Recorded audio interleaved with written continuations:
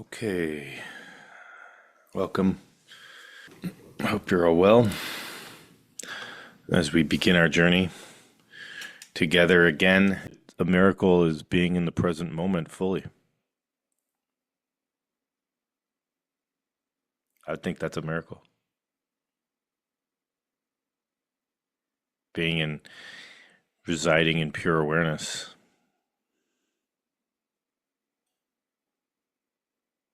So, even looking at our own definitions of miracles of like, oh, that wasn't special enough to be considered a miracle in my world, right?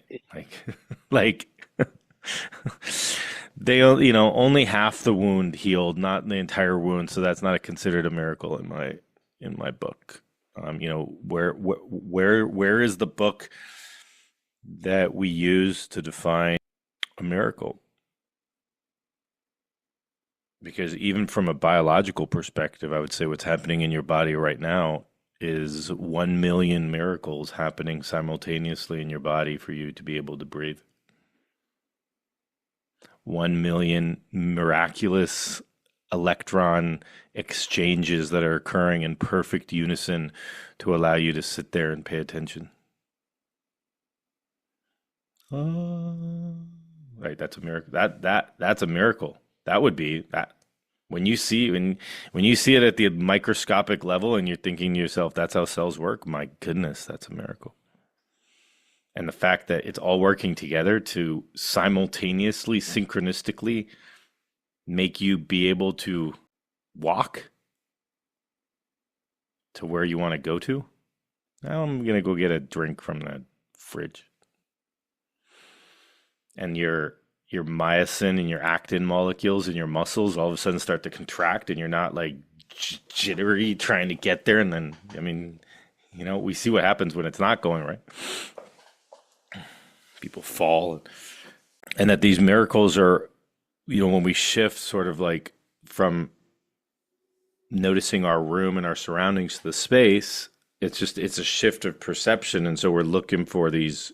That was a 10 out of 10. That was a miracle. Or, we're striving for these experiences as opposed to resting back and noticing the space as opposed to all the walls and the things on the walls. Right? It's another search. It's another continuous search. Nature can reflect that sometimes for us. Like this moment right here is a miracle with all of us together. A lot of this is sort of a shift in perception, and that perception is how we've been taught and how we've been brought up and things like that, right? All the things that have been thrown at us, and there's all these objects, right? All these wants and needs and stuff like that, even since we were a child, and never really shifting that attention back to the awareness, right? What is aware of your thought? What is aware of all the education that you're getting? I know you're getting all this education. You have an IQ of 150 and you became a doctor and stuff like that. But what was aware of all that was happening? And we're not cued into that at a young age. And so we forget it. It's the most intimate thing that we have, our awareness. It's the most natural thing that we have. But yet we don't pay attention to it. We don't spend time with it. We don't orient to it because we're constantly orienting to the external. We're constantly orienting, this is a really good exercise in relation to space, right? We looked at our room, you look at our house. If you're driving into a city and you see the city, right? What do you see? Oh my God, look at all those buildings. That one's tall, that one's short, that one's wide, that one's right. But what's the space? Space could care less if there's a tall or short building. Space is there. Okay? When you're looking at the landscape, did you notice the light? Did you notice the space? Because the light is presence. The light's there in a landscape, but we don't notice the light because we're looking at the objects. Right? The buildings are there when we go into a city. Oh, look at that skyscraper. Look at that. But yes, perfect. Those are all objects. Now it's just a little shift, right? Now notice the space prior to the objects being there. Or mentally remove the objects and see the space. Is the space changed at all by the objects? No. You could take down all the buildings in the city, space would be exactly the same. The walls wouldn't be there, but the space would be the same. Right. And so that's a similar thing like we've sort of been investigating with our thoughts or our emotions or our beliefs, right? All these things that we're building, that we're creating around us, and we're paying so much attention to it because that's what we've been trained over the years to pay attention to. And yet there's awareness behind it, almost prior to, right? We say prior to the I am. There's the I am, there's that essence of being, right? I am. It's the first thing we could say truly about ourselves, but what's prior to that? Prior to the first thought, prior to the first sensation, prior to the first emotion. What is prior to the belief of who you are? What is that? Even prior to that first thought that comes out.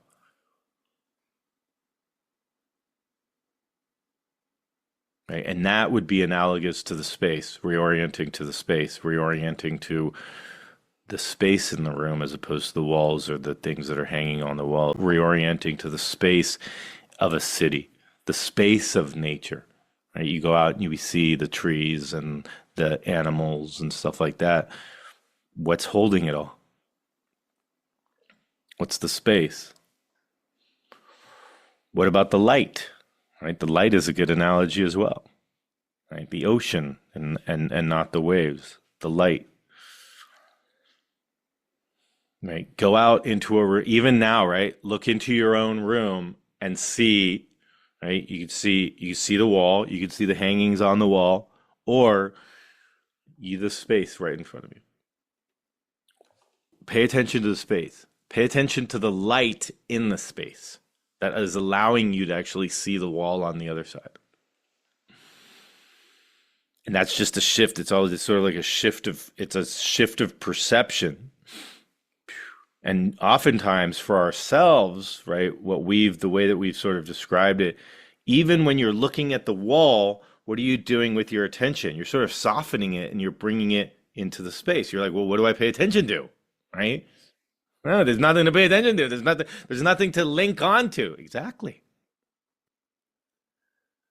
I don't see this, but well, like I need to think so. I need to like identify with something. I need to hold on to something that I've thought is true for my entire life, which is, I am a male or I'm a doctor or, I'm a good father, whatever it is, right? Whatever story I'm trying to tell myself. And it's like I'm trying to link into that. And then when that disappears, it's like, oh, wait a second. Now my identity is gone. The room is gone. Right? Where do I pay attention to? You're softening. It's like, okay, there's the wall. Easy. Easy peasy. I got the wall. Now it's like, now pay attention to the space. Where do I go? Right? Because it's so vast and it's universal. Okay. It's not you have a big house and I have a small house. My wall's cleaner than your wall. Right? My wall has more paintings that are more costly than your wall. Right? No, your space is exactly the same as my space. It's one universal space going all around. Just like it's one awareness. One universal awareness. When we drop down to that pure awareness, your awareness is my awareness, is everybody's awareness. Just awareness. And these are little exercises that we can do in a formal meditation, but we can also do just like honestly playing around like we have been. Right? You're walking around, whatever it might be, you bend over, Your back hurts right when you bend over and you ask yourself, what's prior to the I am? Right? I know that's challenging. So is writing the alphabet. Writing the alphabet was very challenging when we were 2, 3, 4 years old learning it. But after we did it for 3 straight years, okay, and we got graded on it in first grade and second grade, and we came home with A's, B's, C's, and D's, and our parents scolded us based on how we did. Okay, if that was the same thing as, hey, what's prior to that? What's aware of that sensation of the sharp discomfort in your back? And you got graded on that, we might be in a different world. But this is something fun that you can actually do of every moment. Every moment. That's why I say, every moment is a miracle, because every moment you can bring back, you can come back to that and be like, wow, look what's happening right now. Right? It's a musical symphony going on physically in each one of our worlds, and we can pay attention to it. We can be aware of it. And I can ask myself, right? I can actually ask myself, what's prior to that? What's prior to that thought? What's aware of that thought? What's aware of that sensation? What's aware of that emotion? Who is that? Who am I? What's prior to the I am, this experience of pure beingness? But what's prior to that? Right? And we can do that literally second by second by second, at moment by moment by moment. Anytime walking around, you might be talking to your friend and you're going prior to that. And it's a softening. The active part of that is usually our attention is external, sort of like I'm looking at the wall. It's a bit of a, here I am, I'm noticing the pain in my back. Prior to that, even prior to the pain that's so present, that feels like that is the only thing that's happening right now in the moment. What's aware of the pain prior to the sensation of the felt sense coming from my back? What is prior to that? What is the wall, right? That which all of experience is present on. And reorienting, it's a bit of a reorientation to that. And for me, and the way that some of the best writers that I've found really describe it, is like there's this sense of I am, there's this sense of thought, but then there's prior to that. So it's like behind. Another way that people have described it is like the movie screen that the movie is playing on, right? So the movie screen never changes. It's a white screen. But I could take something and project it on there and change it. And what are you paying attention to? Well, you're paying attention to the changing movie, right? All of a sudden the movie turns off, and what is left? The screen. Right? So the screen is sort of prior to, it's behind the movie. And that's a bit of that softening, relaxing the attention practice.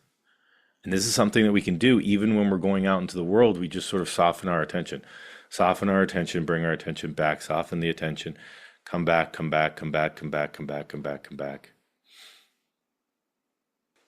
come back. Let's interact, right, on that level. Let's interact on the level of softening our attention as opposed to forward attention.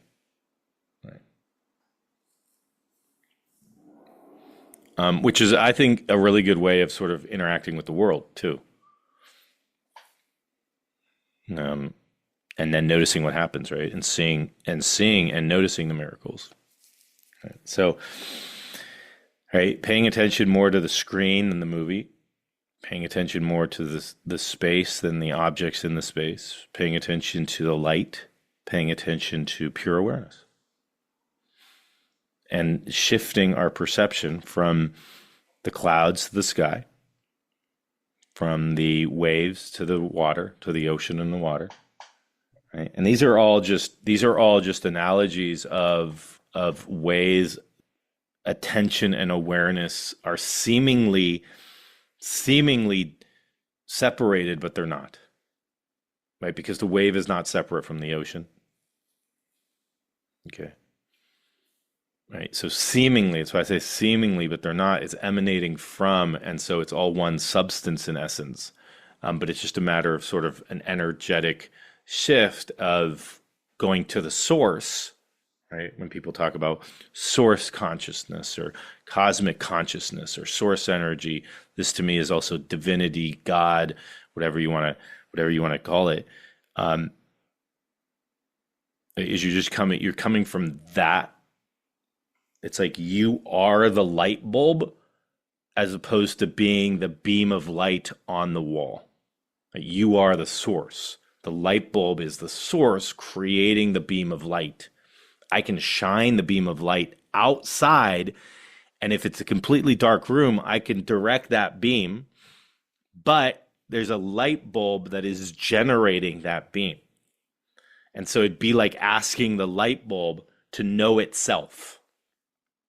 And it's like, of course I know it myself. I am the light.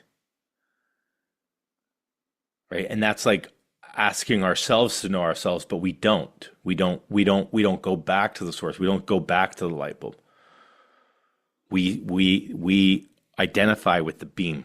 We identify with the beaming object external. Right? So it'd be like the light source saying, light that is beaming out, right? Put a mirror onto yourself and turn it back into you and shine the light back into the source. And the light bulb would be like, why are you reflecting back? I am the light. I am the source. Right? Like, you have to, like, I'm creating that, dude. And it's like, yeah, so be the source. Like, I don't need to shine it back onto you, do I? But that's sort of like, it's sort of like the way that we would do it is like, take your attention and look in. Take this attention that's coming out and look at, turn it in of itself and find that source, right? Or soften it, right? It'd be like the beam of light, be like asking the electrons of the beam of light to come back and rest in the source. And the source is saying, like, that's just what I do. I beam. Like, this is me. I light. I know who I am. Like, I don't need to, of course that's not, that's what's coming. That beam is coming from me, but it's not me. Right? The light bulb is not saying that's me. No, there's an energy coming from you and I can see that, but that's not me. So I like these analogies because they're kind of ways of maybe tricking the brain a little bit to be like, what can I orient myself to? But ultimately they're all kind of the same. It's just people might find different analogies helpful. Right? Some people love the light bulb. Some people love the screen. Some people love the ocean. Some people love the sky. Whatever analogy works for you. Be like, oh, I can see how the clouds are like thoughts, and I'm going to resonate. I'm going to sort of, my perception is going to be more with the sky, or I could see how, the waves are like my thoughts or emotions, and I could be up here in the waves, right? All the boats are going to get thrashed by the waves, but I'm going to be down here in the water, but it's not separate, right? Okay.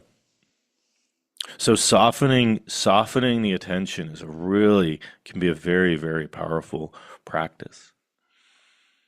And in that, it's, mindfulness, softening the attention and being aware to what's happening in the present moment on purpose, without judgment. There's no judgment, right? The light bulb is not judging itself based on if it's bright or dim. It just is. Well, this is what, Hey buddy, could you change the batteries, please? You're like, oh, that's right. I forgot to eat or drink water today. I got to drink some water. Recharge the internal battery inside of me. Okay.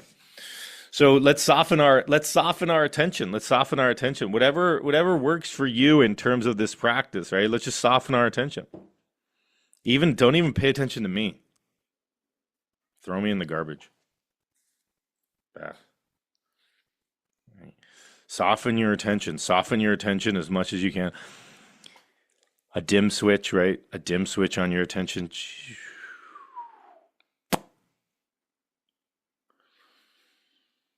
If any of those analogies work and you're kind of like, hey, I really like that analogy. I like that analogy of the screen or, the movie playing on the screen. Let me see if I like that analogy, then bring that in as a guided image, for you of here are my thoughts, my emotions, my sensations, which are the movie that's playing on the screen. And then what is it playing on?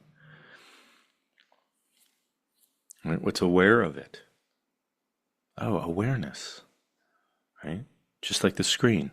Screen is simply there to show you your thoughts, emotions, and sensations.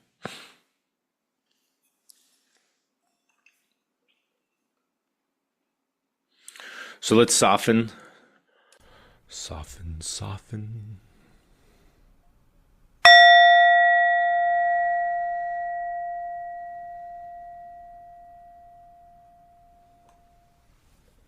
Okay, so let's find a comfortable posture. A posture we feel relaxed, yet alert. Closing your eyes if you feel comfortable closing your eyes. If not, having a soft downward gaze.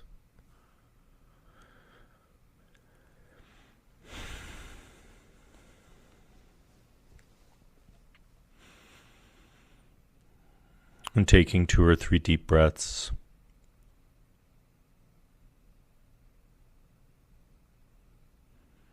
And with each exhale, allowing ourselves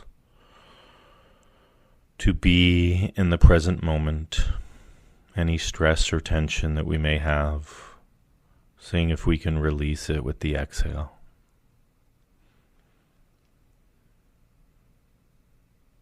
And then breathing regularly at whatever pace works best for you.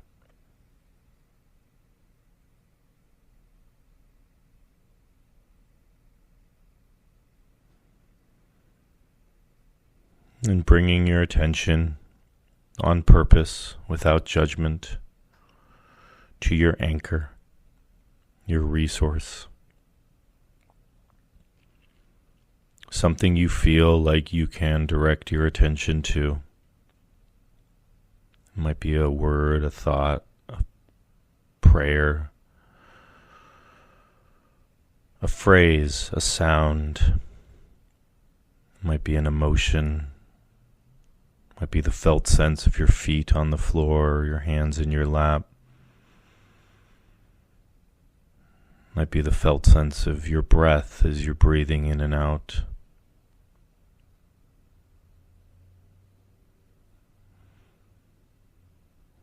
Or it might be pure awareness itself.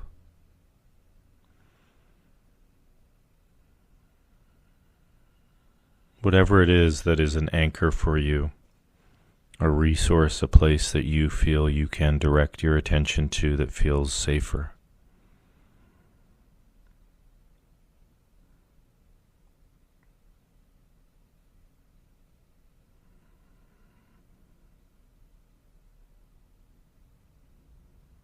And as your mind wanders,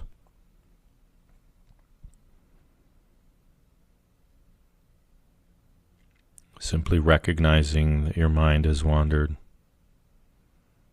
can even give your mind wandering a bow. Thank you for being present and coming back to your anchor, your resource.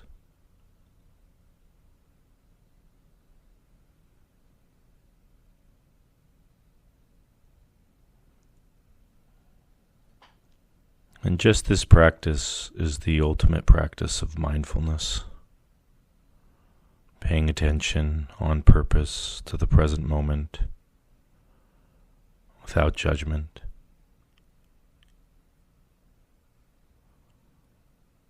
There's no good or bad, there's no right or wrong, it simply is.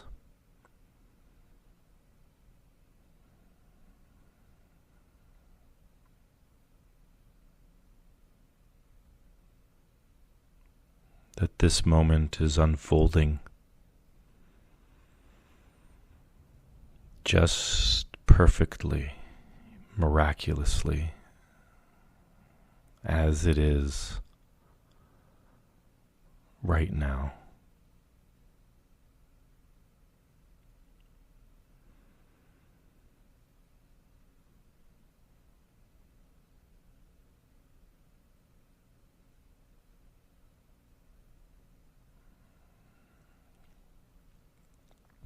And as we bring our attention to our anchor, our resource, we see, can we soften it?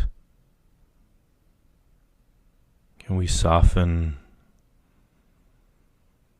our attention and rest back to its source?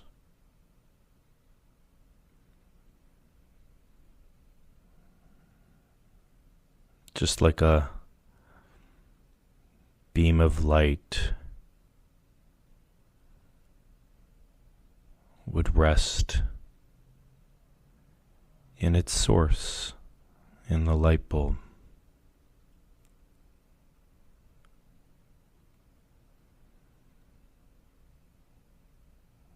Or asking, what is the screen that is making all these thoughts, emotions, and sensations knowable? Can you rest with the screen as opposed to the movie that's playing on the screen?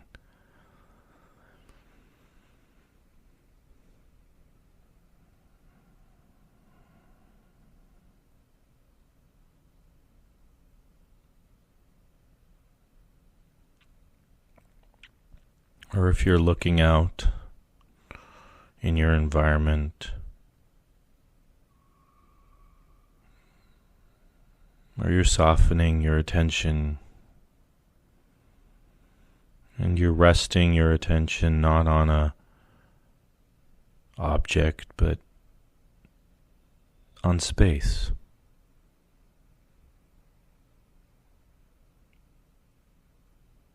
Or recognizing the light that is present everywhere.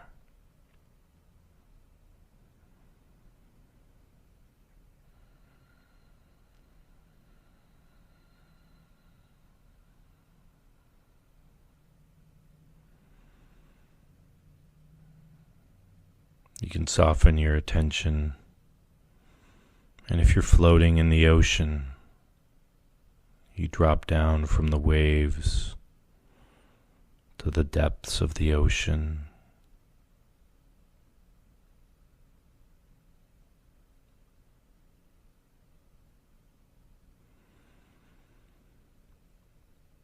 If you like flying,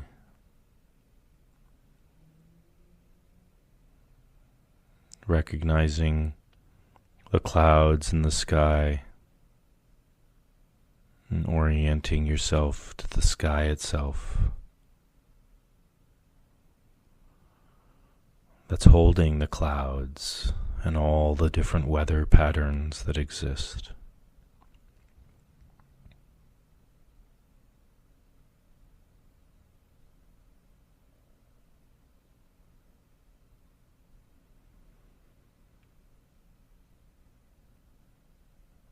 Whatever works for you, softening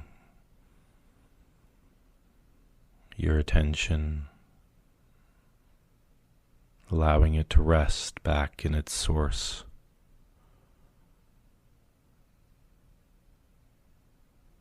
The source of attention, pure awareness.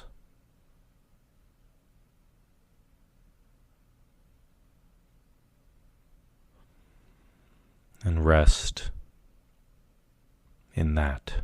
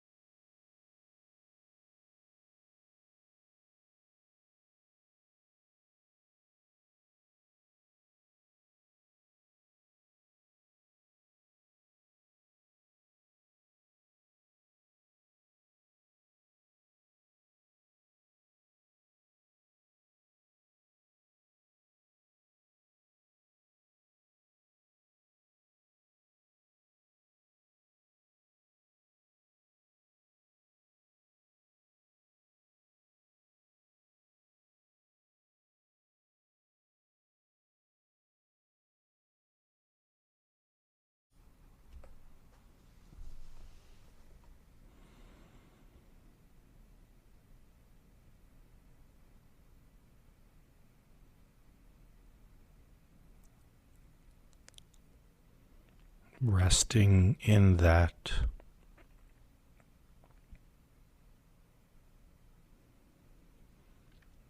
knowing we are that.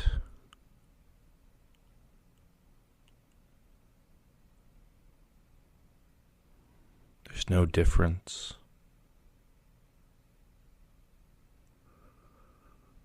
It's all one.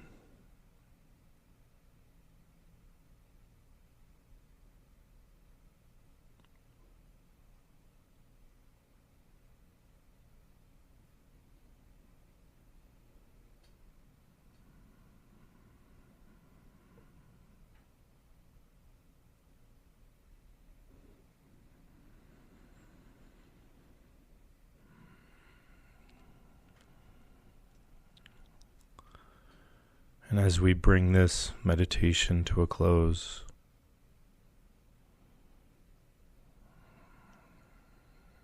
simply asking yourself how you may bring this meditation into your daily life, softening, resting, quieting our attention.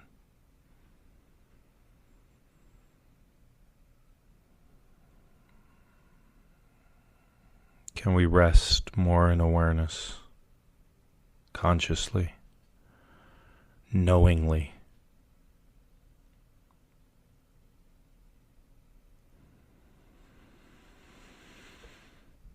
And with that, taking 2 or 3 deep breaths,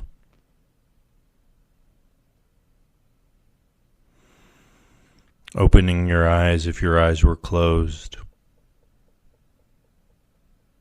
stretching or moving if you need to stretch,